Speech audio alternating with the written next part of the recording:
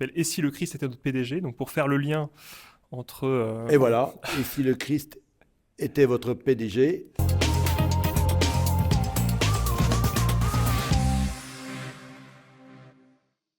Bienvenue dans l'émission Libérez vos talents qui encourage les personnes ordinaires à faire des choses extraordinaires. Aujourd'hui, nous allons explorer le voyage inspirant de Antoine Rager pour enrichir votre vie professionnelle. Bonjour Antoine. Bonjour Philbert. Ça va bien? Ça va, impeccable, merci de m'inviter. Avec grand plaisir parce qu'on partage des idées communes. Hein. Oui, ouais, c'est vrai. Très bien. Est-ce que tu pourrais nous raconter en quelques mots ton voyage professionnel, ton parcours si tu préfères? Oui, alors donc moi à la base je suis ingénieur de formation, j'ai fait l'école centrale de Lyon, donc plutôt maths physique, et puis après je me suis intéressé un peu plus au management, donc d'abord en faisant un master spécialisé en Italie, 2 ans, puis en travaillant dans un cabinet de conseil et de formation à Paris. Et en fait, voilà, je me suis rendu compte que aujourd'hui, dans le management, on parlait beaucoup de confiance, de droit à l'erreur, d'humilité. Donc, il y a un certain nombre quelque part, de comportements humains et de valeurs humaines à avoir. Et donc, je suis ensuite voilà, revenu en Vendée avec un projet notamment d'écriture d'un livre qui s'appelle Et si le Christ était notre PDG, donc pour faire le lien entre... Et voilà, et si le Christ était votre PDG, notre PDG, pardon, que j'ai lu est très intéressant, et parce que tu parles de valeurs humaines et d'exemples, il y a beaucoup d'exemplarité, de modèles dedans. Hein. Oui, c'est ça. Moi, mon parti pris, donc, c'était de repartir des évangiles et de la vie du Christ pour voir ce qu'il avait à nous partager. Et donc, il y a 30 conseils donc, qui sont inspirés des évangiles et qui sont liés ensuite avec des outils concrets. Donc, moi, j'avais expérimenté dans le monde de la formation en management, mais qui sont vraiment, du coup, vraiment liés au monde et intemporel. Et intemporel. Et intemporel. En fait, c'est ce que je me rends compte aujourd'hui. Oui. C'est-à-dire que les coachs, les leaders, nous parlent beaucoup des soft skills comme étant une grande révolution. Mais finalement, je me rends compte que l'humain, en fait, a un peu toujours les mêmes problématiques. Être juste, être exemplaire, savoir s'aimer, donc ça veut dire prendre soin des uns des autres. Et donc, c'est ce dont je me suis rendu compte à travers ça. Très bien. Qu'est-ce qui te met des étincelles dans les yeux le matin quand tu vas au boulot, hein? Je dirais c'est servir. Voilà, c'est le début c'est un chapitre que j'ai dédié, mais oui, rendre service, je pense que c'est ce qui me satisfait le plus. Alors, ça peut être quand j'ai quelqu'un qui m'écrit un mail en me disant que mon livre lui a été utile, ou c'est quand j'ai un client donc qui vient me voir, donc soit sur de la formation, soit je fais aussi des accompagnements sur Calliope qui me remercie parce que j'ai débloqué une situation, parce que je lui ai apporté la valeur ajoutée. Voilà, c'est ça qui me rend particulièrement heureux. Donc servir, on est vraiment dans le cadre de l'émission alors. Parce que là, tu rends un sacré service. Et puis, tu apportes un témoignage, un parcours, des idées, hein, parce qu'on peut avoir des idées différentes, mais enfin, en tout cas, tu les soumets et je te remercie. Là, je voudrais te faire part. Tu connais dans le livre Libérez vos talents. Alors, je répète toujours, l'émission est calée sur ce livre, Libérez vos talents. Elle s'appuie sur l'aliment de 5 planètes. Hein, et donc, la planète potentielle, pour développer ses capacités, la passion, pour développer toutes les activités qui nous animent, le professionnalisme, les compétences, le projet, c'est-à-dire son étoile, sa vision, et puis le dernier, c'est le perfectionnement qui correspond à l'apprentissage, si on veut dire, la formation continue. Quelle est la planète que tu as envie de défendre là? Je vais prendre alors le projet. Oui, je prends celle-là. C'est le projet, c'est bon. Effectivement. Pourquoi je prends le projet? Parce que en fait, on a beau savoir faire plein de choses, être compétent dans son métier, il se pose un moment, j'ai l'impression, la question dans notre vie professionnelle de qu'est-ce qu'on veut vraiment faire. Et quand on n'a pas cette idée, quand on ne sait pas dire ce qu'on veut apporter au monde et quel projet on peut porter, en fait, on ne peut pas avancer dans le sens. Il n'y a que nous qui pouvons apporter cette réponse-là. Enfin, moi, typiquement, le projet que j'ai porté avec ce livre, si j'avais pas eu cette vision et puis ensuite mis en place les efforts et puis les contacts pour que ça se passe bien, le projet ne se serait pas passé. Mm. Et donc j'ai l'impression que c'est un point où là il y a quelque chose qui vient de soi, quoi. C'est-à-dire qui vient aussi de l'écoute des uns des autres, mais qui vient de cette étincelle qu'il faut qu'on porte nous. Par le projet, mais je vais faire l'analogie. Ton livre, c'est « Et si le Christ était notre PDG ?» L'analogie du projet, je vais dire, appeler ça l'étoile. Les rois mages avaient une étoile et ont été guidés justement pour ça. Et ça, c'est quelque chose de très important. Quel impact tu penses que ça peut avoir sur les personnes, ce que tu nous dis là? Quel impact tu voudrais que c'est sur eux? Mais en fait, je pense que le projet, c'est une source infinie d'objectifs. Enfin, j'en parle un petit peu dans mon livre. C'est voilà, je prends l'exemple. Je veux écrire un livre. Ok, j'écris mon livre. Après, c'est fini en fait. Je m'ennuie. Alors que quand on arrive à définir, par exemple, je veux permettre aux collaborateurs, aux managers d'être plus efficaces dans leur activité, d'avoir une meilleure considération de leurs collaborateurs. Mais en fait, il y a toujours il y aura toujours des gens à former, il y aura toujours des gens à sensibiliser, il y aura toujours des efforts à faire sur la façon dont on considère nos collaborateurs, dans la façon dont on est exigeant vis-à-vis de leurs résultats, dans la façon dont on leur fait progresser. Et c'est là où c'est important pour moi de trouver le projet, la mission, il y en a qui parlent du pourquoi. Quel est le projet, le sujet duquel on va trouver une source infinie d'objectifs. Toi, avec l'idée du mentorat ou de révéler les talents, tu auras toujours des talents à révéler. En fait, on n'arrivera jamais au bout de ça. Donc l'idée du projet est à retenir. Hein. Donc on prend de la hauteur et ça nous mène très très loin. Voilà. Et c'est un beau conseil, je te remercie. Est-ce que tu as eu dans ton parcours, parce que déjà pour écrire un livre si jeune, c'est pas si facile que ça, mais est-ce que tu as eu des personnes inspirantes ou des modèles ou des mentors qui t'ont aidé ou orienté, comme on pourrait dire?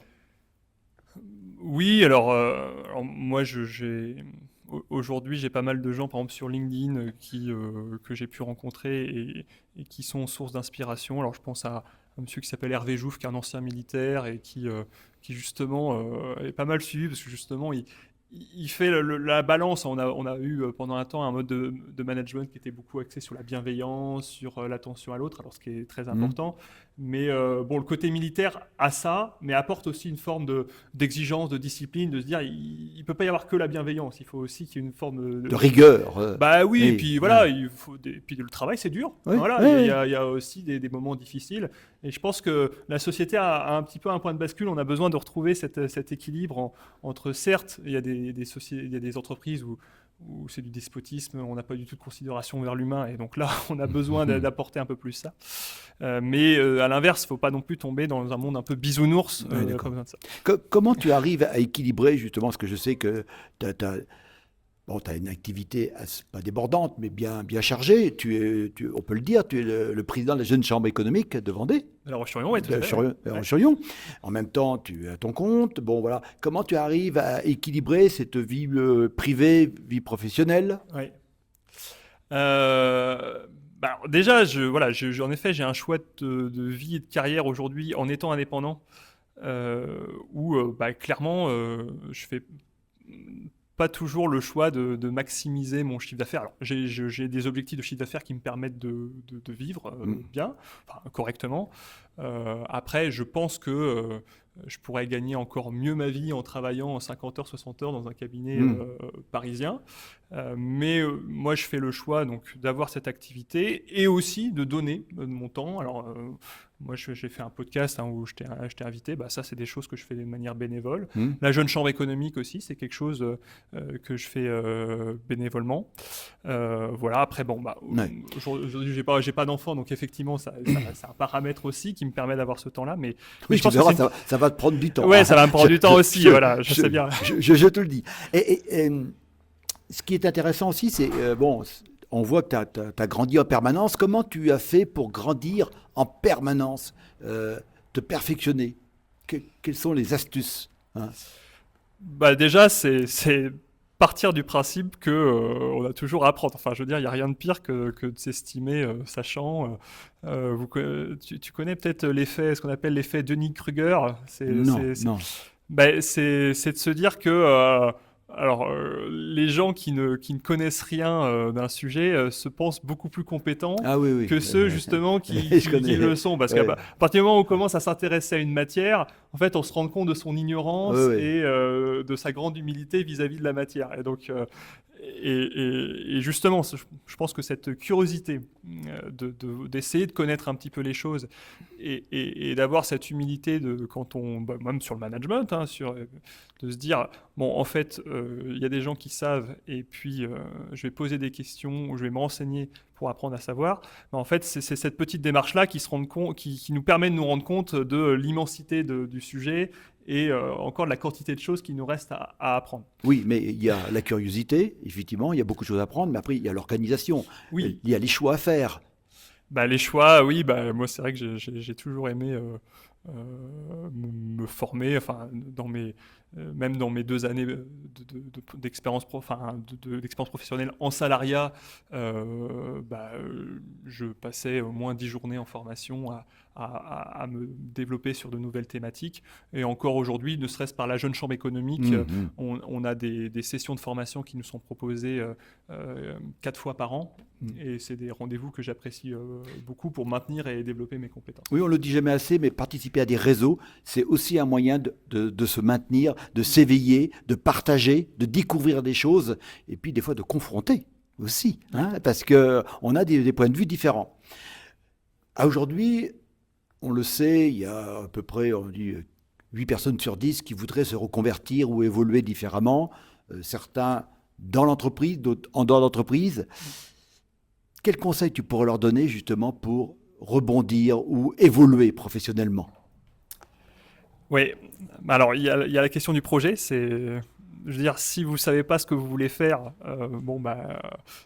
en fait, le fait de partir ou de se reconvertir, en fait, ça part de là. Ça part pour moi d'avoir une visualisation de ce qu'on veut faire. Je crois que c'est Lao Tzu qui devait dire celui qui n'a pas d'objectif ne risque pas de les atteindre. Oui, c'est ça, Hein, il faut voilà. un feu, un Et à truc comme ça. l'inverse, Nietzsche disait, celui qui a un pourquoi peut supporter n'importe quel comment. C'est-à-dire, D'accord. voilà, Oui, une oui, fois qu'on oui. sait ce qu'on veut faire, en fait, on trouve les solutions. Et après, alors, il y a les 5 planètes. Après, il y a l'ikigai Oui. qui Qui rejoint à peu reprend à peu près près, oui. ce que tu dis. Oui. Mais c'est de se dire, le reconversion, ça peut pas être qu'une passion. Voilà, oui, ce qu'on aime faire, mais il y a aussi ce dont on a besoin et ce pourquoi on peut être payé. Et moi, je vois parfois des gens effectivement qui veulent se reconvertir, alors soit dans l'artisanat manuel, soit en tant que coach. Alors c'est très bien, mais il faut aussi que cette activité-là, elle porte du fruit et qu'elle puisse nous rémunérer en fait. Hein. Et c'est en alignant ces 3 et ces 4 points-là qu'on arrive vraiment à réussir sa reconversion. Oui.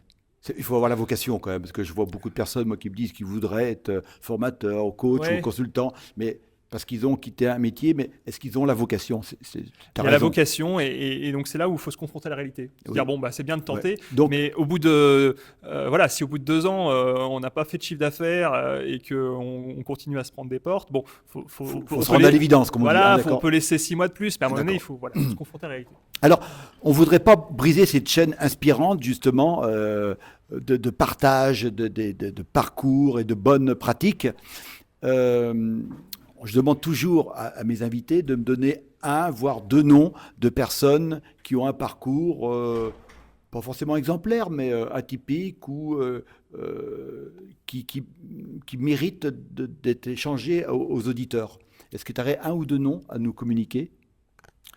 Oui, alors sur l'aspect alignement de son parcours avec ses valeurs, j'avais interviewé Philippe-Henri Forger, hein, qui est le directeur communication de l'ICES, et puis maintenant qui s'occupe aussi de la vie culturelle des étudiants, qui a travaillé d'abord 10 ans dans le milieu équestre, et puis qui au bout de 10 ans a eu un petit peu une perte de sens, il se rendait D'accord. compte qu'il n'était pas forcément à la bonne place, mais qu'il avait quand même ce talent et ce don pour la communication, pour la transmission d'idées. Et il y a eu ce poste qui s'est créé à l'ICES, donc voilà, à l'Université catholique de Vendée. Et là, vraiment, il a pu faire la D'accord. conjugaison entre son talent et aussi ce qu'il animait personnellement. Et aussi, ça lui permet d'aider les jeunes étudiants dans leur parcours professionnel. Donc c'est encore aussi une belle occasion. On va essayer de l'inviter. Hein, oui, il est voilà. Tu pourras essayer de le contacter. Bien sûr. Et lui parler de. Et si pour finir, un message à transmettre aux entreprises. À chaque fois, on aimerait bien que des entreprises viennent témoigner, les patrons, mais aussi des collaborateurs clés, des collaborateurs de confiance qui sont garants de la culture, qui ont des messages à transmettre. Pour les nouvelles générations. Qu'est-ce que tu dirais de ces entreprises-là pour les convaincre en fait, de venir à cette émission ?